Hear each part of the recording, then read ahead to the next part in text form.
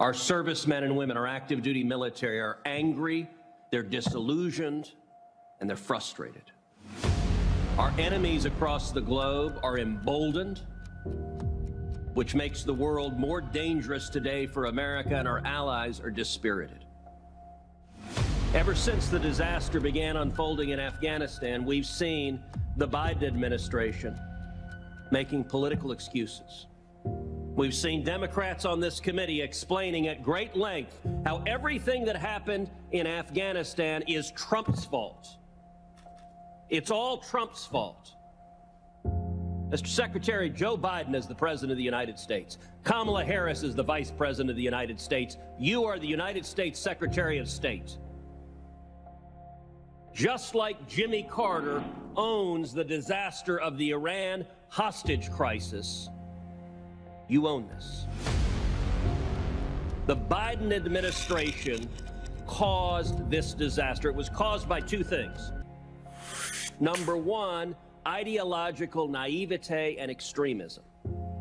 Repeatedly, Mr. Secretary, in this hearing and also on multiple conference calls over the last month, you keep saying things like the steps the Taliban needs to take to be welcomed into the community of civilized nations.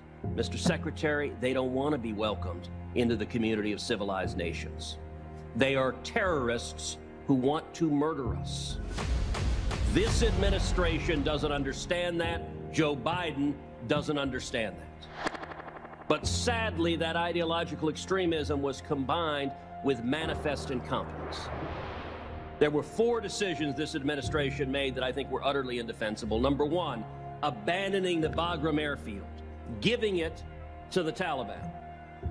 That is a decision that 100 years from now will be studied at war colleges as a colossal strategic mistake, giving up 2 secure airfields, necessitating an evacuation from a dense urban environment, a commercial airport, which led tragically to the suicide bombings and murders that killed 13 American servicemen and women. Had we been evacuating from Bagram with a secure perimeter, the odds are quite high that attack either wouldn't have happened, or if it had happened, it would have been far less severe in its consequences. Secondly,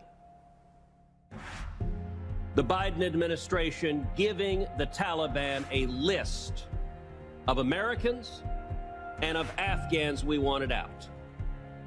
Third, the decision to leave Americans behind. Hundreds of Americans, perhaps more, perhaps thousands of green card holders, tens of thousands of Afghans who assisted the U.S. military. The Biden administration abandoned them and left them behind. And fourth, leaving billions of dollars of American military equipment that the Taliban will now use to threaten our lives. Earlier in this hearing, you said about that equipment, quote, none of it poses a strategic threat to us or their neighbors. That does not pass the laugh test. When you're looking at the Taliban potentially having 64,000 machine guns, 33 Black Hawk helicopters, 16,000 night vision goggles, we will see American blood spilled because of these colossal mistakes. Now, abandoning Bagram wasn't your call. It was the Pentagon's and the White House's ultimate. But I want to ask you flat out, did the State Department give the Taliban a list or multiple lists of Americans and or Afghans that we wanted out? Those reports and the idea that we would do anything to endanger our citizens or anyone else at a time when we were trying to save their lives is flat out wrong. Let me so just like a yes or no, did you give them let me be very clear, Senator, if I may, please. Thank you. In limited instances where we were seeking to get a bus or a group of people through a checkpoint, we gave a manifest to the people at the checkpoint to demonstrate that those people were expected. Roughly how many names were on the list you gave? Doesn't matter, because they all... Dozens, hundreds, thousands. Give us some order of magnitude. This happened in a handful of situations where to Dozens? Through, so is it your testimony it wasn't hundreds? I want to understand, did you give them thousands of names? No, we did not. Okay, hundreds? I'm not going to put a number on it, but it was, again. Why not? This is a hearing to discover how many names and how many of those individuals you gave the Taliban the name to have been targeted for torture or murder. Senator, by definition, these were in limited instances with a bus or a group of people to get them through a checkpoint. They got through the checkpoint. So not only did you fail to evacuate Americans and green card holders who were there, but you also brought in tens of thousands of Afghans who had wholly inadequate vetting, bringing many of them to the United States. And one of the things that has done is that has brought in a humanitarian crisis to America. Child marriage and domestic abuse, tragically, are widespread in Afghanistan. According to the World Health Organization, more than half of the women in Afghanistan are married as child brides, and 90% of women are subject to domestic abuse. 90%.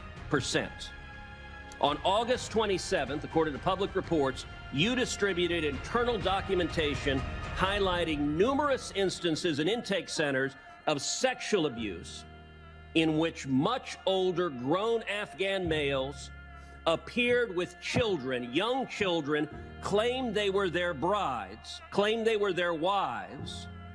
And the document said the State Department urgently requested guidance. That was your word, urgently. Subsequently, the Department of Homeland Security said that it showed the desperation of families, that they were willing to give little girls to grown men to be subject to sexual abuse and child wives. My question is as follows. Did you receive that urgent guidance? How many children have been subject to sexual abuse? What have you done to rescue young children from illegal and abusive relationships after being brought to America by the State Department?